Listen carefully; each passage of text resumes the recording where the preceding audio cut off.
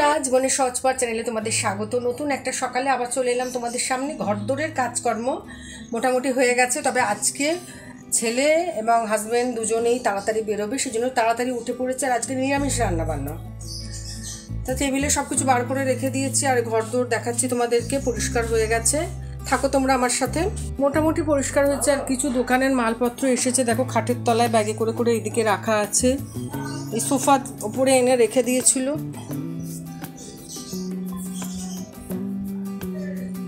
মানে বিছানাটা সকালবেলা ঝাড়া হয়ে গেলে একটা বড় কাজ হয়ে যায়। আর এদিকে এই ঘর, ছেলের ঘরটা আগেই পরিষ্কার করে দিয়েছি, কারণ ও আজকে সকাল সকাল উঠে পড়েছে বলে পরিষ্কার হয়ে গেছে, নাহলে আবার বেলার দিকে করতে হয়। এই তো বইপত্র তো থাকেই, বইপত্র মানে আঁকার জিনিস, সেগুলো থাকে। চলো এবার রান্নাঘরে যাই। আজকে সকালবেলা উঠে একদম সময় পাইনি, ডাল বাটা হয়ে গেছে, সকালে স্নান কাজকর্ম সব হয়ে গেছে। আর দেখো অনেকগুলো বড়াও ভাজা হয়ে গেছে।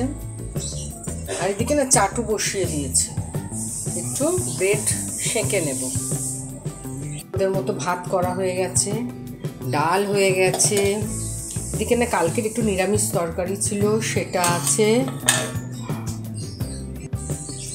আর এই বড়া ভাজা দিয়ে হয়ে যাবে সকালবেলা। তাড়াতাড়ি দুজনেই বেরোবে, আজকে হাজব্যান্ডও বেরোবে, ছেলেও বেরোবে। ওই জন্য তড়িঘড়ি সকালবেলা উঠেছি আজকে 6:30।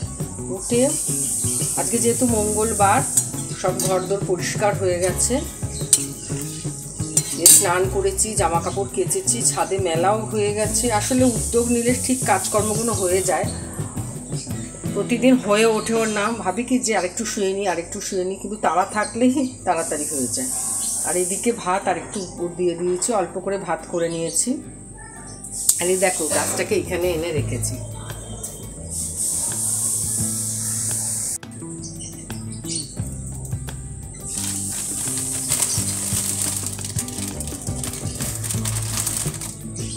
যে 4 পিস সেঁকে নিয়ে হাজব্যান্ড নিয়ে যাবে টিফিনে, আর বাবা 2 পিস সেঁকে নেবো। দুটো দিক না বসালে না সকালবেলা কাজকর্ম তাড়াতাড়ি হয়, মানে রান্না বান্না তাড়াতাড়ি হয় না। এরপর বেরিয়ে গেলে আবার ঢিলেমি হয়ে যাবে, এরকমই হয়। থাকো আমার সাথে, আবার আসছি পরে। ছেলের খাচ্ছে এবং হাজব্যান্ডের খাওয়া হয়ে গেছে। হাজব্যান্ড তো পুজো করে বেরিয়ে গেছে, খাওয়া দাওয়া হয়েই গেছে, দেখতেই পেলে বেরিয়েও গেছে, ছেলেও বেরিয়ে গেছে। আর আজকে তো মঙ্গলবার, পুজো সেরেছে, সেটাই তোমাদেরকে দেখাচ্ছি। এখন ফাঁকা ঘর, এখন একটু কাজকর্ম ঢিমে তালে চলবে। আর বন্ধুদেরকে যথাসম্ভব দেখাবার চেষ্টা করি, সেগুলোই দেখাচ্ছি। আর এই গোপাল গোবিন্দ আমার বসে আছে। হাজব্যান্ড এই একটা বড় কাজ আমার করে দিয়ে যায়, সকালবেলার পুজোটা একটা বিশাল বড় কাজ। আর এই হচ্ছে মামার বজরংবলী পটচিত্র আছে, তার সাথে সাথে আরেকটি চিত্র মানে মূর্তিও আছে, সে একদম ফুলে ঢাকা পড়ে গেছে। দেখতে পাচ্ছ কিনা আমি জানি না, একদম ফুলে ঢাকা পড়ে গেছে এই যে। আর এদিকে আমার মা লক্ষ্মী ধানটার ফেলিনি। আর এদিকে সরস্বতী, সব ঠাকুরের সমাবেশ আছে সিংহাসনে। চলো এবার বাবাকে খেতে দিই এবং নিজে খেয়ে নিই।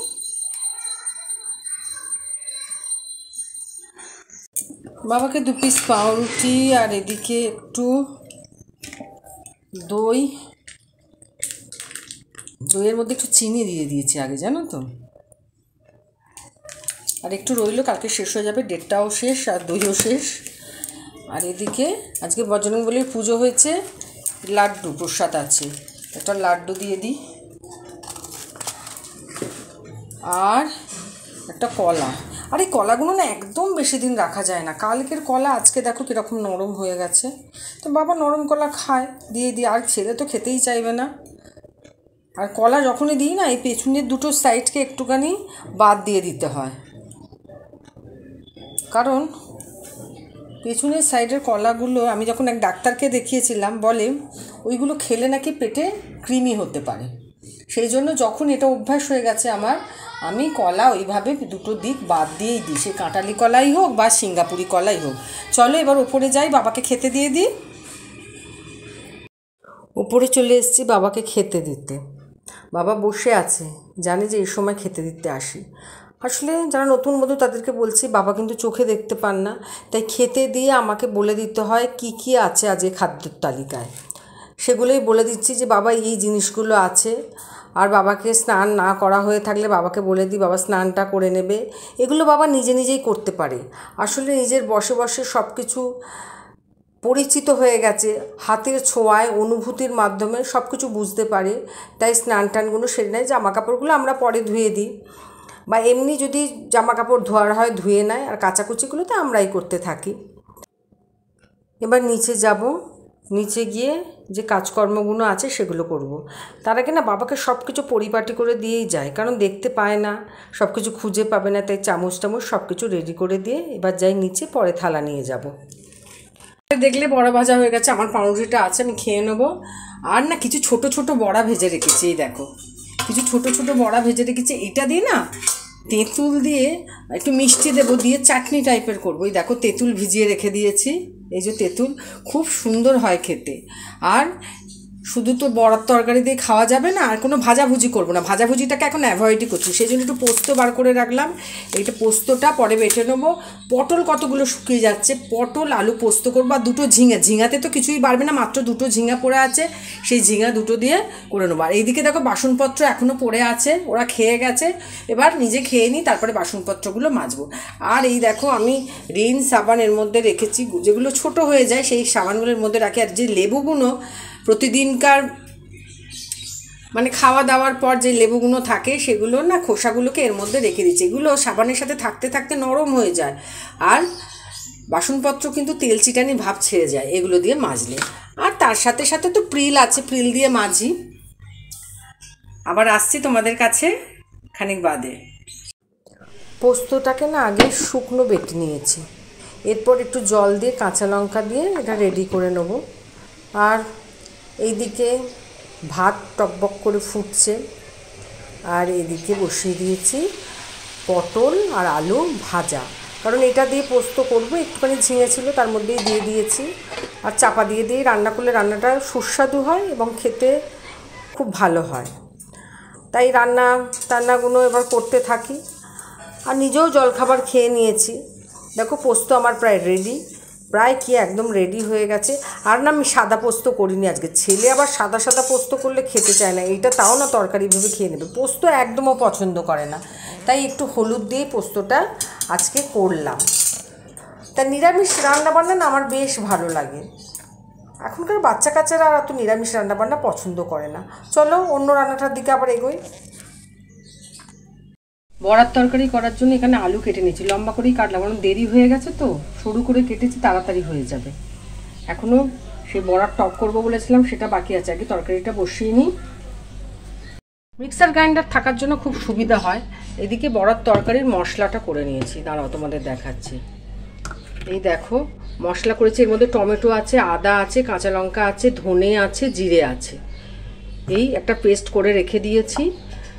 তেলটা ছাড়ি দিয়ে বসিয়ে দিই। আর এদিকে তো বড়া ভাজা রেডি হয়েই আছে, আর এদিকে সেই ছোট বড়াগুলো রেডি করে রেখেছি টক করার জন্য। আর দেখিয়েছি তোমাদেরকে আগেই, এই যে তেঁতুলটা তো রেডি করা আছে, এটা পরে করব।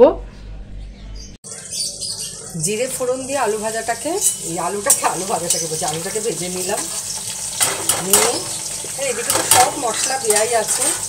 আচ্ছা একটু নুন দিয়ে নিই, নুনটা নাহলে আলুতে ঢুকবে না, এই জন্য অল্প নুন দিয়ে নিলাম, পরে প্রয়োজন মতো আবার নুন দেখে দিয়ে দেবো।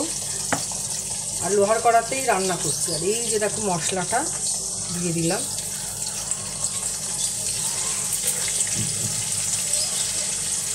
আর কষিয়ে একটু গরম জল দিয়ে তারপরে করব।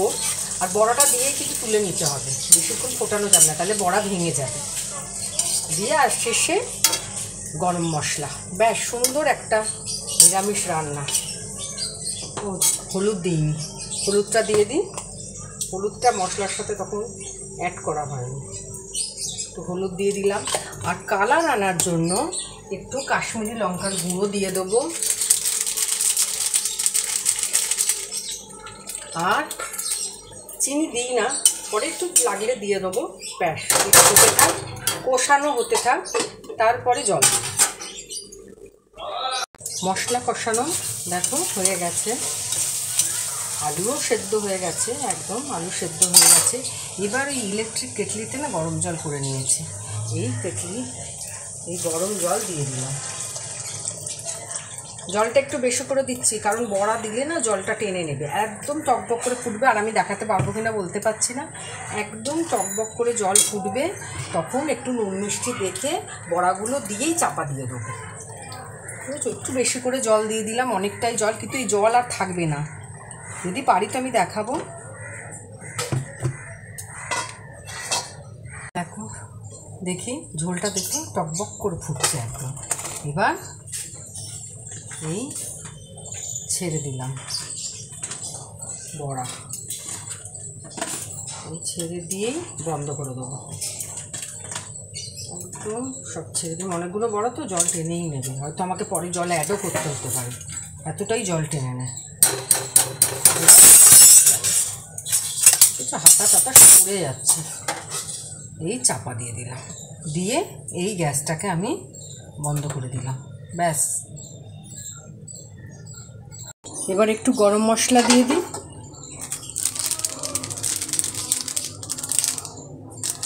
গরম মশলা না আমি এরকম প্যাকেট একদম চেন কিনে নিয়ে আসি, বড় বাক্স কিনি না। আর এটা জলটা টেনেই নেবে, এখন তো সবে ভেজালাম, থাক করার মধ্যেই থাক, বেশ ভালো লাগছে না দেখতে। এবার বড়ার টকটা বসিয়ে দিই, তার জন্য সর্ষে ফোড়ন আর শুকনো লঙ্কা ফোড়ন দিয়ে দিলাম, তারপরে দিয়ে দিলাম একটু হলুদ। এরপর যে ভিজিয়ে রাখা তেঁতুলের ক্লাবটা সেটা ঢেলে দিলাম, দিয়ে একটু নাড়িয়ে নেব। নিয়ে ক্লাব মানে তেঁতুলটা আরেকটুখানি জল দিয়ে ধুয়ে দিয়ে দিলাম, যাতে পুরো নির্যাসটা আর কি পাওয়া যায়।